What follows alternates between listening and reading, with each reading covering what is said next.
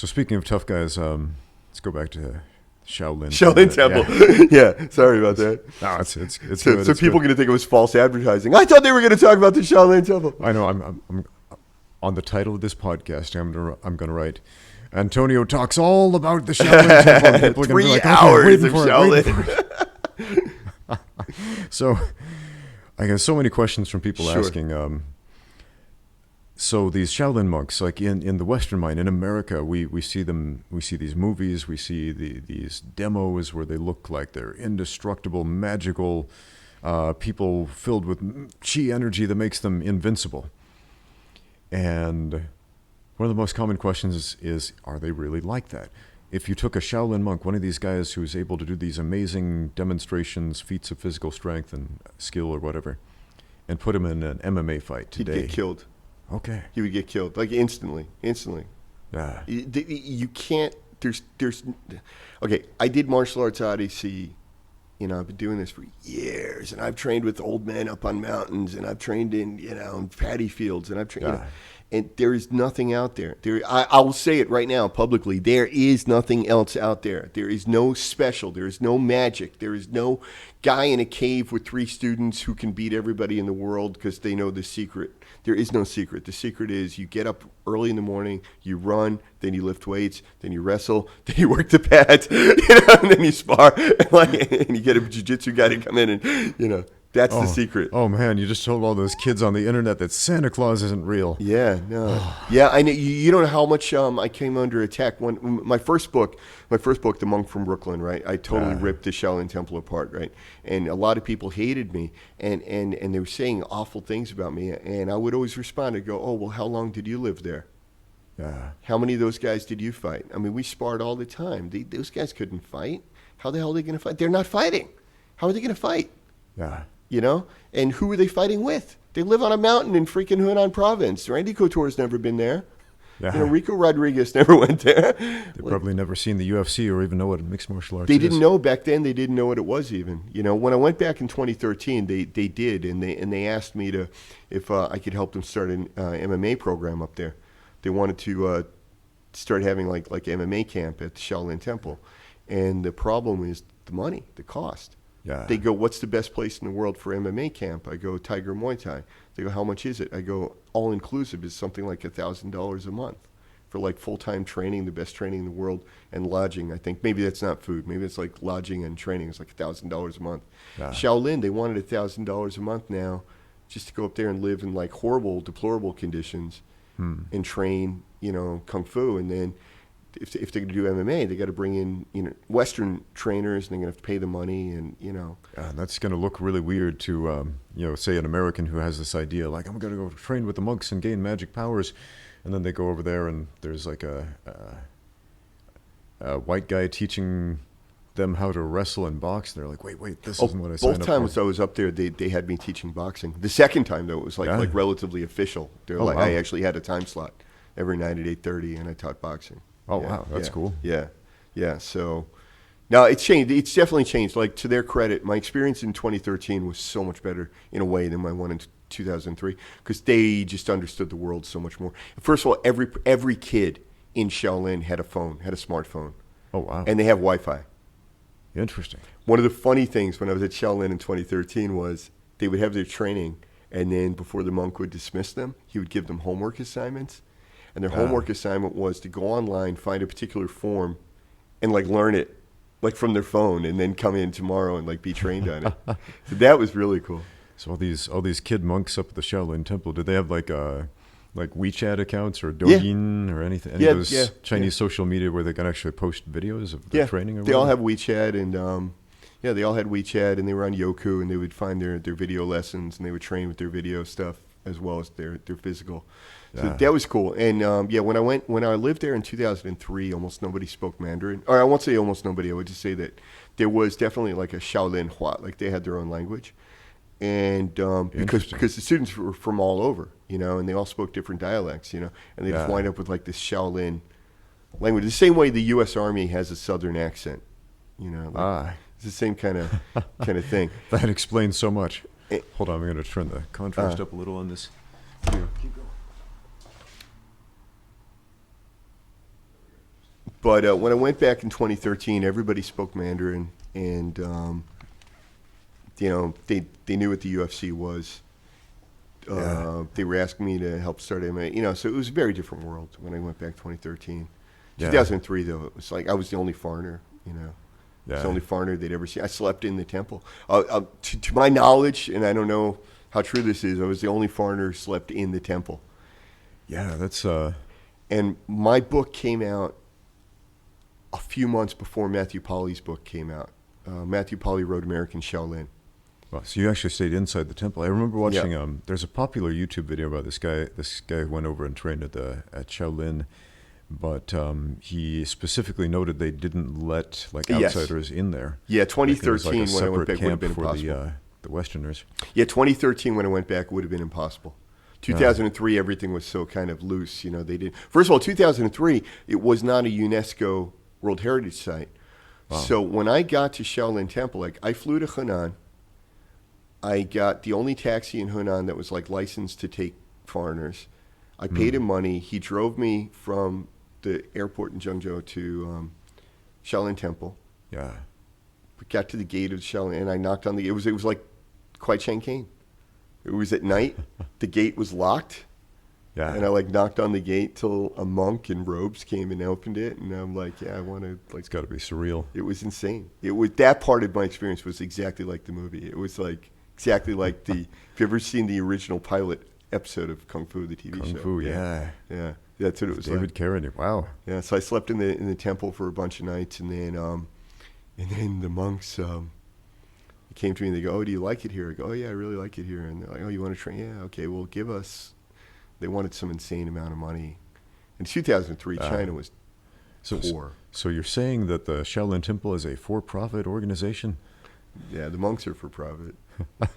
And so I didn't want to pay him that amount of money. They wanted some crazy amount of money, and I was like, "No, I'm not going to pay you that." They go, "Well, how much do you want to pay?" I said $200 a month. And at that time, the average income in China was probably $600 a year or something. $200 a month is a lot of money, and I was willing to pay $200. He goes, "Okay, I'll see if I can find you a discount monk." A discount monk? They found me a discount monk, so I went and lived with the discount monk. But then I slept outside the gate. Oh wow.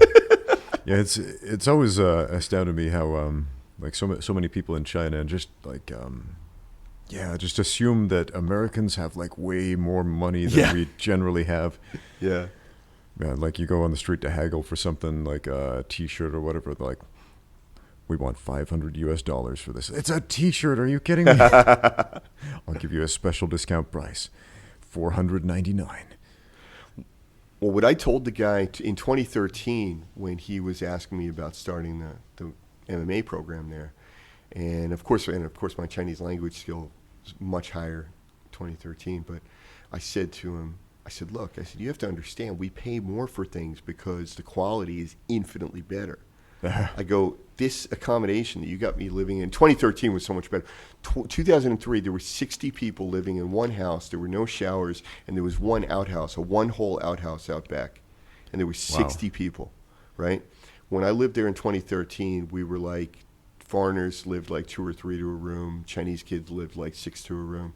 And there were 2 showers and 2 toilets, Western toilets, in the building. It was very different. We had Wi-Fi, we had air conditioning. That's a massive difference. Very different. Very different experience. But even that, I said to him, I go, "Look, this isn't worth $1,000. This is worth $1,000 because it's the Shaolin Temple and it's a cool experience, but it's not actually worth this." Yeah. And then I told him Tiger Muay Thai, what they were charging. He's like, "Well, we could never compete with that price." I'm like, "Yeah, or their quality. I mean, they got teachers from all over the world, and so that's a big thing that I was trying to educate people on here. I'm like, yes, we pay more for stuff in America, but then we're very demanding about the quality." Yeah. Indeed, man. So now we mentioned that if one of these Shaolin monks fought in the UFC, he'd just get killed right away, right? How good are they actually at hand-to-hand combat? Zero. Come on, man. They're not doing any fighting. How are they going to fight? They're really good at performance forms, and there is almost no connection between performance forms and fighting, except that I think it's a really good base Like I Yeah. said, like my friends that learned that as children were so much better as sound fighters or Right. wrestlers. A few of the wrestlers came out of that background, which was really cool too. Right. They're so much more flexible. Yeah, if you know how to Excuse me. move, if you're more athletic, you'll be better at learning how to fight. Yeah. But you have to learn how But to you have fight to learn first. how to fight. And you probably have to learn before you're too old.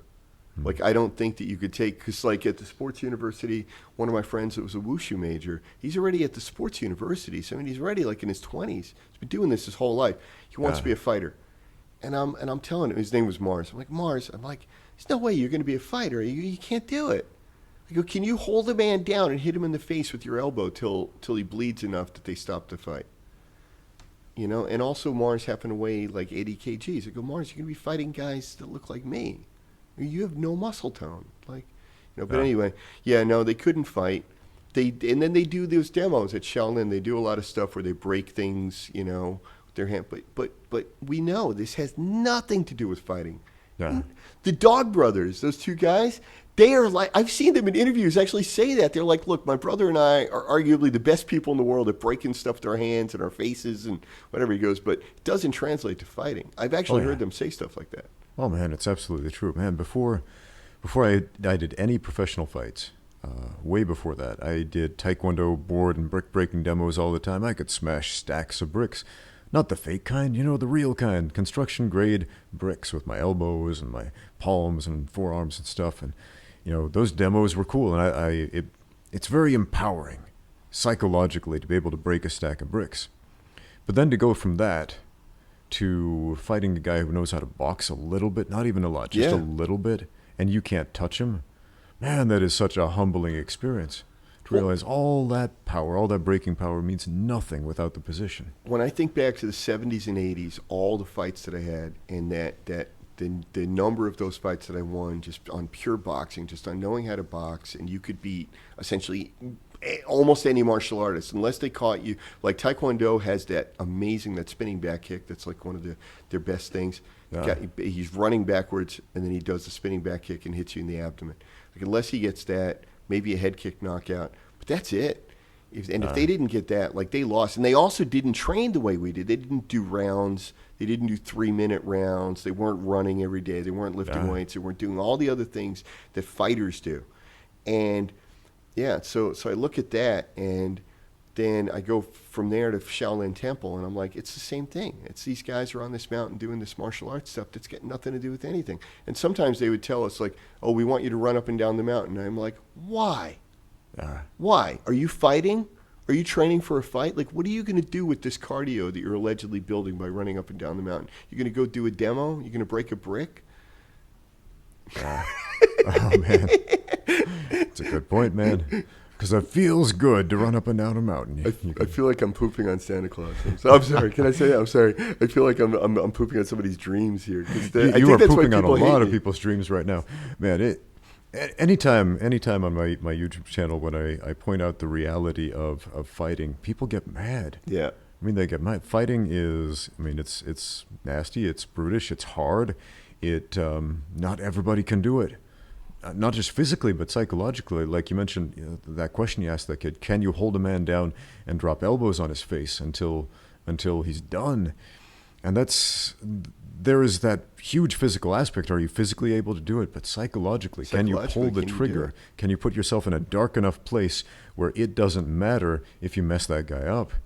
Or it doesn't matter how hard you get hit. Yeah. That's why I feel grateful that my first martial art really was boxing, and that I took so many beatings because I wasn't gifted, you know, athletically, and I'm small, and you know, and I've been in the heavyweight division since I was 20, and you know, for the folks at home, I'm only 5'7", so I'm the shortest guy in the heavyweight division, right? And growing up, I took so many beatings, and it just taught you, like, you know, times where I'm just like leaking blood and your eye is swollen shut. But you know what? You're not knocked out, so you don't quit, and you keep fighting, and you wind up winning the fight. The lights are still on, so you keep going. You just keep going, you know? And when you watch, this is another one, like, because I'm watching Fight Pass so much, but so how many fights where the referee steps in to stop the fight because the guy is essentially knocked out, and he immediately, like, grabs the ankle of the opponent. Like it's that will, like that fighter's completely unconscious.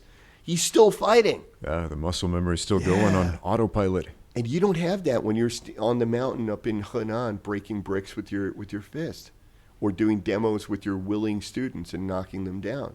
Yeah. You don't have that.